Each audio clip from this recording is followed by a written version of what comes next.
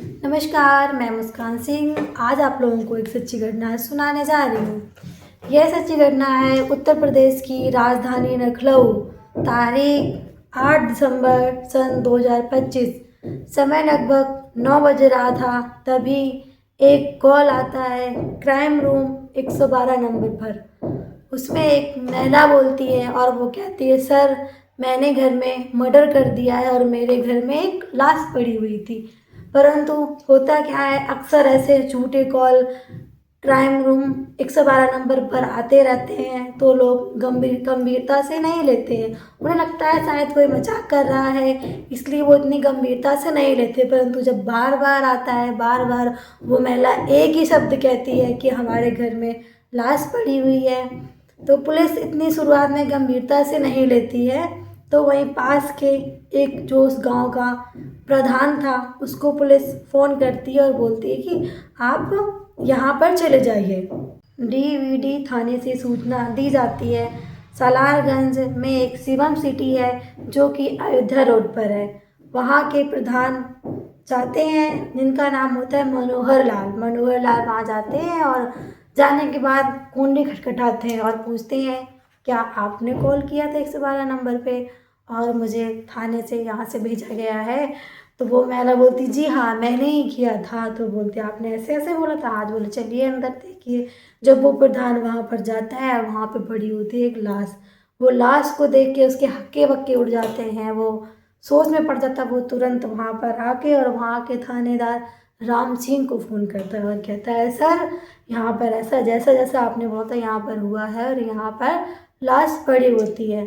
थानेदार, SHO, DSP, DCP, तमाम आला अधिकारी पुलिस के वहाँ पर आते हैं और आने के बाद देखते हैं कि वहाँ पर एक 32 साल का लड़का जिसका नाम था सूर्य प्रताप सिंह, उसकी वहाँ पर लाश मिली है। वो लाश को कब्जे में लेते हैं, उसके बाद पोस्टमार्टम के लिए भेज देते हैं। मृतक सूर्य प्रताप सिंह के माता पिता को खबर दी जाती है। उनके माता पिता वहाँ पर आते हैं।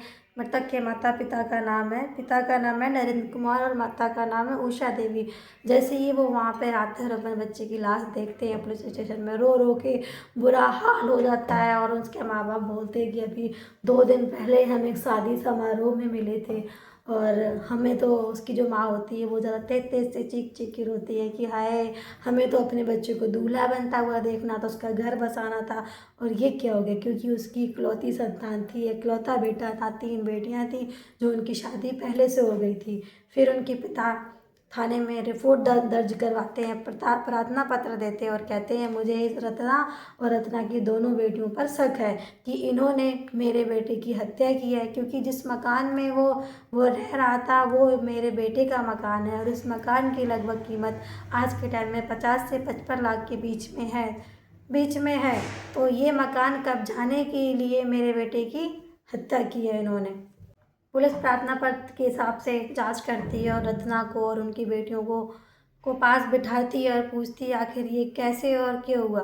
रत्ना बताती है, सन 2012 में हमारे घर में ये सूर्य प्रताप सिंह आता है और दरवाज़ा खटखटाता है। खटखटाने के बाद कहता है, दीदी क्या आपको अपने बच्चों को ट्यूशन पढ़ानी है? तो रत्ना कहती है कि हमारे हस्बैंड अभी घर में नहीं है, जब हमारे हस्बैंड घर में आ जाएगा मैं उनसे पूछ लूँगी, अगर वो कहेंगे तो हम आपको बता देंगे। शाम होती है, उसके हस्बैंड घर में आते हैं, जो कि उसके हस्बैंड का नाम है राजेंद्र कुमार, जो कि जनगणना विभाग में सरकारी जॉब करते थे। राजेंद्र कुमार जी घर आते हैं और उनकी वाइफ बताती है क्या बच्चों को ट्यूशन पढ़ाना है। तो उसके जो हस्बैंड होते हैं वो थोड़ा हंसने लगते हैं कि अभी हमारी बड़ी बच्ची 5 साल की है और छोटी बच्ची 30 साल की है, 3 साल की है। तो परंतु वो कहते हैं कि अगर हम शुरू से अपने बच्चों पर ध्यान देंगे तो आगे उनका भविष्य अच्छा हो जाएगा। तो बताती कि एक लड़का आया था और ऐसे ऐसे बोल रहा था कि आपको ट्यूशन पढ़ाना है क्या। तो उसके हस्बैंड बोलते ठीक है, पास में ही रहता है, अगर वो नेक्स्ट टाइम आए या मिले तो तुम उनसे बोलना कि आप पहले मेरी बड़ी बेटी को पढ़ाइए, फिर जब हमारी बड़ी थोड़ी छोटी वाली बेटी थोड़ी बड़ी हो जाएगी फिर आप उसको पढ़ाने लगी। समय बीतता जा रहा था। जो राजेंद्र कुमार थे वो में एक नशा था कि वो ड्रिंक बहुत करते थे। तो सन 2020 में ड्रिंक ज़्यादा करने के कारण उनको पीलिया हो जाती है और उनकी मृत्यु हो जाती है। जैसे ही मृत्यु हो जाती है, जो रचना होती है वो अकेली पड़ जाती है और अकेली पड़ने के बाद वो विधवा हो जाती है और विधवा होने के बाद वो लड़का होता है वो धीरे धीरे उसको दीदी ना कह के उसका नाम रत्ना लेने लगता है। रत्ना रत्ना लेने लगता है। उनकी धीरे धीरे से उन दोनों की दोस्ती हो जाती है। वो अच्छे से बोलने लगते, साथ घूमने लगते, जाने लगते। उनकी दोस्ती कब प्यार में बदल जाती है उन्हें खुद ही नहीं मालूम चलता है। फिलहाल जो राजेंद्र कुमार थे उनकी मृत्यु के बाद उनका जो फंड था और जो सुनने में आ रहा है जो उनको पेंशन भी मिलती थी अपने पति की, तो उनका अच्छा खासा खर्चा पानी चल रहा था। परंतु जब इस रिश्ते की शुरुआत उनके रिश्तेदारों को मालूम चलती है, लड़की की रत्ना की फैमिली वालों को मालूम चलती, ससुराल वालों को मालूम चलती, तो वो इस चीज़ के लिए रोकते हैं कि नहीं, इस चीज़ को हमारे समाज मंजूरी नहीं देगी और आपकी लड़कियां हैं दो और आपको पेंशन मिल रही है, अब आप अपना जीवन अच्छे से व्यतीत कर सकते हैं। जब ज़्यादा रिश्तेदार शिकंजा कसने लगते हैं, टोक टोक करने लगते हैं, तो वो रोक टोक से परेशान होकर शूर प्रताप सिंह रत्ना और रत्ना के दोनों बच्चों को अपने घर में रख लेता है। किराए के रूप में, किराया ही क्या लेता होगा, वो तो दोनों पति पत्नी के तरीके रिलेशनशिप में रहते थे, लिविंग रिलेशनशिप में रहते थे। धीरे धीरे समय बीतता जाता है, लड़कियां भी समय के साथ बड़ी होती जाती हैं।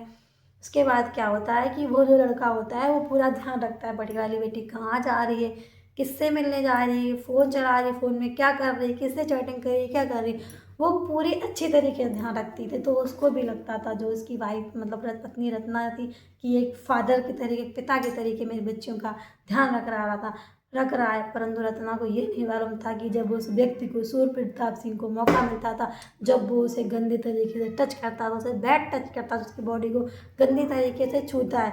फिलहाल वो लड़की धीरे धीरे समय के साथ बड़ी हो रही थी।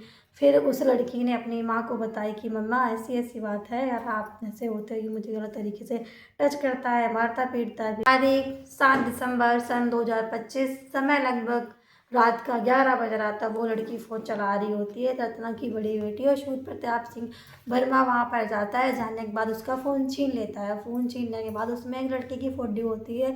वो पूछता है ये किसकी है बेटी, जवाब देती है। परंतु उसको इतना गुस्सा आ जाता है, बेटी के बाल खींचते हुए अंदर ले जाता है, उसको जोर जोर का मारने लगता है। तो वो जब छोटी वाली बेटी आती है, कहती मम्मा देखो दीदी को बहुत बुरी तरीके से मारा, मम्मा चलो बचाने। रत्ना भी मजबूर हो जाती है सोचने पर।